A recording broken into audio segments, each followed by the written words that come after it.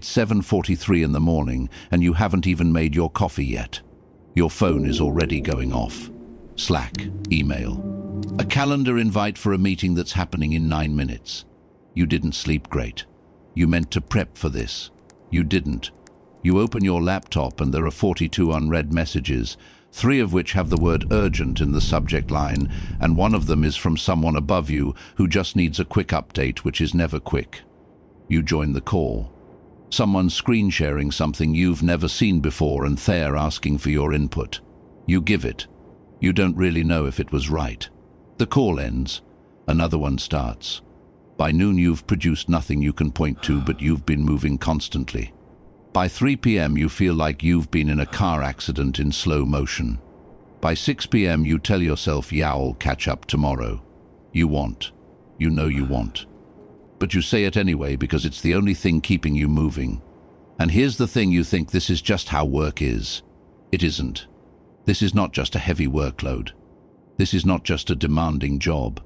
This is not just a rough season that will eventually calm down. What you are living inside of is a system. A deliberately constructed, carefully maintained, psychologically precise system. And it has a function. And you are not the one it's functioning for. This is where workload stops being work. This is where it becomes a weapon. Most people think workload is a measurement. Too much to do, not enough hours. Simple math. A management problem. Maybe a staffing problem.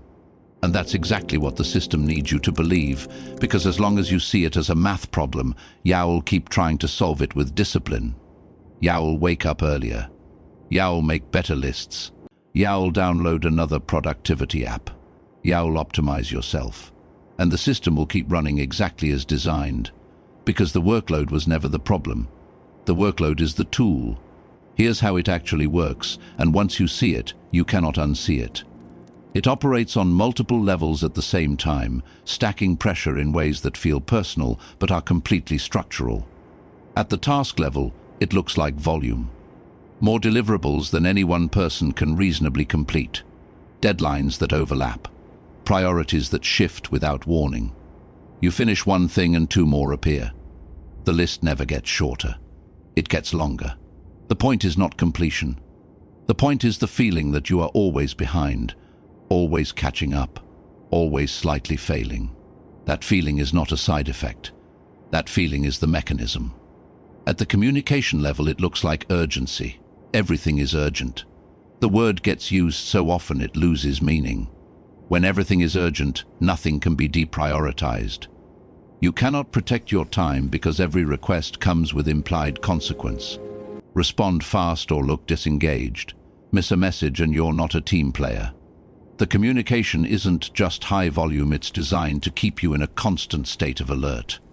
Your nervous system stops distinguishing between real emergencies and someone wanting a quick sync. At the emotional level, it looks like guilt. You feel guilty for leaving at a normal hour. You feel guilty for not answering on the weekend. You feel guilty for being tired, for being slow, for needing space to actually think.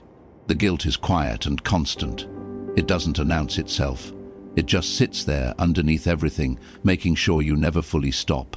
At the structural level, it looks like understaffing dressed up as opportunity. One person doing the work of 2, maybe 3, but it's framed as trust, as visibility, as growth. And because it's framed that way, saying no to it feels like saying no to your own career. And at the role level, it looks like ambiguity. Your job description stopped matching your actual job a long time ago. You're doing things nobody asked for formally, because if you don't, they don't get done. You've absorbed responsibilities slowly, naturally, the way water rises. And now they are just yours. Unpaid, unacknowledged, just expected. This is what happens to a person living inside that system. You move from thinking to reacting. You stop planning and start surviving. You used to have ideas. Actual ideas, things you wanted to try, problems you wanted to solve differently. But you don't have bandwidth for ideas anymore. You have bandwidth for responses. You have bandwidth for getting through the day. The strategic version of you quietly disappears, and you don't notice it happening because you're too busy to notice anything. They stop questioning. They start coping. Now ask yourself who benefits from this. Not you. You're exhausted, unclear, running on fumes and caffeine and the distant memory of why you took this job. But the system benefits. A person in survival mode is a person who doesn't push back. A person in survival mode doesn't ask why the process is broken. They don't negotiate. They don't organize. They comply because compliance is the only thing that feels possible when you're that depleted. Now listen to the language. Fast-paced environment. High visibility role. Stretch opportunity. These words are doing something. They are not describing the workload. They are justifying it. They are taking conditions that would otherwise look like dysfunction and repackaging them as culture, as ambition, as the price of success. And because the language sounds professional, you absorb it without questioning it. You start using it yourself. You start believing it. And the damage becomes normal. The mental fatigue becomes your baseline. The inability to focus becomes your personality. The constant low-level guilt becomes just how you feel. You don't identify it as damage anymore. You identify it as you. You think you're the kind of person who can't manage their time. You think you're not resilient enough. You think you need to be better.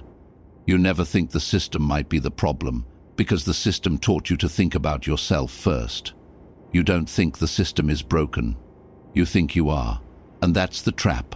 You can't leave because you don't have the energy to look for something else. You can't slow down because slowing down feels like falling behind. You can't talk to your co-workers about it because everyone is in the same fog, suffering separately, privately, quietly. And that silence, that isolation, is what keeps the system safe. If you compared notes, you'd realize it wasn't you. But you don't compare notes. You just cope alone inside a system that depends on exactly that. This is not just a hard job. This is not just a busy season. This is workload as a weapon, quiet, invisible, and devastatingly effective. And now you've seen it.